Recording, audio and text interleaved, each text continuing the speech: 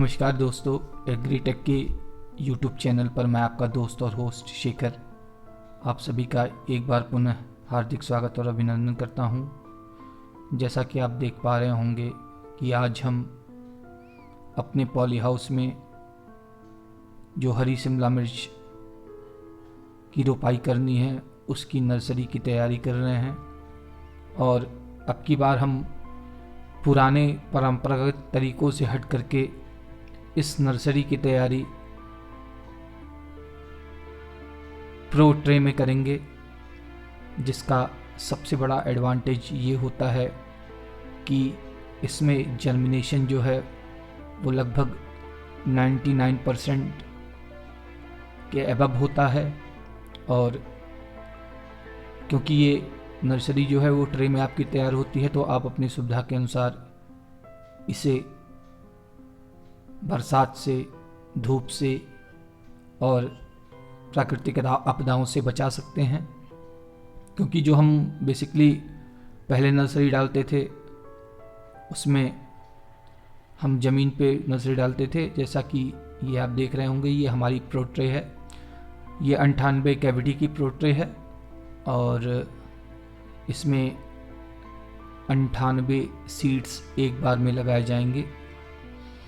ये pro tray हमने purchase की है, जो कि रिजनेबल प्राइस में हमें अवेलेबल हो पाई है। ये जो आप खाद देख रहे हैं ये बेसिकली खाद नहीं है, ये मैं आपको बता देना चाहता हूँ कि इसमें आपको नारियल का बुरादा, पराक्साइड और वर्मी कोलाइड का एक मिश्रण है, जिसमें नारियल का बुरादा अत्यधिक मात्रा में होता है और उसका 1/4 भाग पराक्साइड और वर्मी कोलाइड मिलाकर के इस मिक्सचर को तैयार किया जाता है। इसमें जर्मिनेशन करने का सबसे बड़ा एडवांटेज ये होता है कि आपके लगभग 99% पौधे तैयार होते हैं। क्योंकि ये ट्रे अभी नई है तो इसके जो नीचे वाले छेद हैं जिससे पानी ड्रेन होता है वो हल्के से ढके हुए थे, तो उसको हमने तोड़ के सही किया और फिर इसमें अब फिलिंग का काम स्टार्ट हो रहा है। इसमें नर्सरी तैयार करना परंपरागत तरीक़ों से आसान भी है और सेफ भी है। जहाँ पे हम बाहर कितना भी मेहनत कर लें 60% से ऊपर हमारा जर्मिनेशन नहीं होता है और फिर पौधा उखाड़ते समय लगभग 10% पौधे हमारे जो है वो रूट शॉक की वजह से ख़राब हो जाते हैं। यहाँ पे वो प्रॉब्लम आपको बिल्कुल नहीं फेस करनी पड़ेगी और आपके लगभग सारे पौधे, जितने भी आप पौधे लगाए हैं, वो बाकायदा इस ट्रे में तैयार होंगे।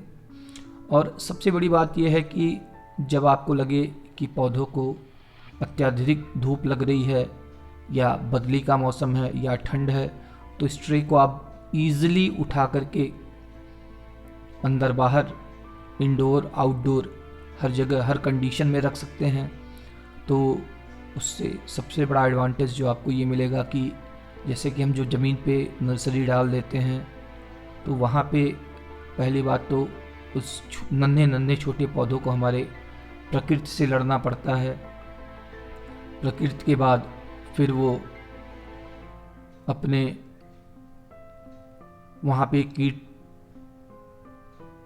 कीड़े मकोड़े, कीट पतंगे, उन सारी चीज़ों से लड़ करके फिर वो जो पौधे तैयार होते हैं। और फिर उखाड़ते समय भी 10% पौधे ऐसे होते हैं जो कि रूट शॉक, मतलब जब आप उन्हें उखाड़ेंगे तो पूरी जड़ उनकी निकलती नहीं है, जिसकी वजह से 10% पौधे आपके और डिस्ट्रॉय हो जाते हैं। तो जहाँ पे हम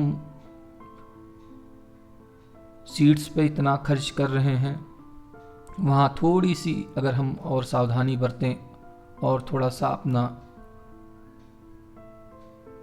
सावधानी बरतते हुए इस प्रो ट्रे में अपनी नर्सरी तैयार करें, तो निश्चित ही जहाँ पे आपको 50 से 60% का रिजल्ट मिलता है, वहाँ आपको 90 से 99% का रिजल्ट ऑटोमेटिकली मिल जाएगा।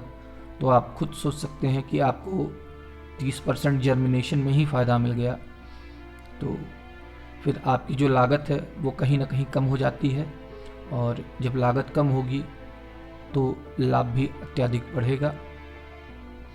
ये फिलिंग हमारी जो है प्रो ट्रे में स्टार्ट कर दी गई है। इसको कोकोपीट पाउडर, वर्मिकोलाइट, पेरोक्साइड के मिश्रण को हम इसमें फिल कर देंगे। फिल करने के बाद फिर यहाँ पे हम आपको अभी ये भी दिखाएंगे कि इसमें सीड जो है वो कैसे लगाए जाते हैं। लेकिन सबसे पहले हम अपने ट्रे को फिल कर दें, और ये बहुत बड़ा कोई रॉकेट साइंस नहीं है, जैसा कि आप देख पा रहे होंगे, बहुत आसान है। और उसके बाद अपनी उंगलियों से हल्का हल्का छेद इसमें एकदम सेंटर में करते हुए हम चले जाएंगे, और छेद करने के बाद एक एक सीड जो है, इस बात का किसान भाई हमारे विशेष ध्यान रखेंगे कि जितने भी इसमें छेद हैं उसमें एक सीड ही आपको डालना है। ये हमारा ग्रीन कैप्सिकम का सीड है। जैसा कि आप देख रहे होंगे कि हम लोग बड़ी ही सावधानी के साथ इसमें एक एक सीड जो है वो इसमें डालते चले जा रहे हैं।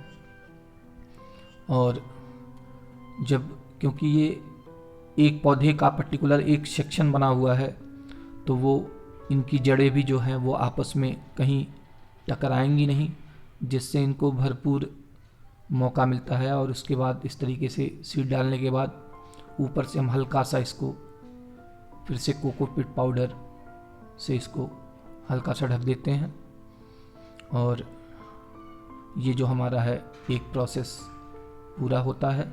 इसी प्रकार हम अपने सारे ट्रे को सावधानी के साथ एक एक सीड के साथ भरते हुए और उसके ऊपर से कोकोपीट पाउडर को फिल करते हुए चले जाएंगे। हालांकि ये देखने में थोड़ा सा आपको मुश्किल लग रहा होगा, लेकिन करने में आप वाकई मानिए बिल्कुल मुश्किल नहीं है, क्योंकि जितनी मेहनत हम बाहर की प्रकृति से लड़ने के लिए करते हैं उसकी 1/4 मेहनत में ये सारी चीज़ें आपकी जो हैं वो आसानी से तैयार हो जाएंगी।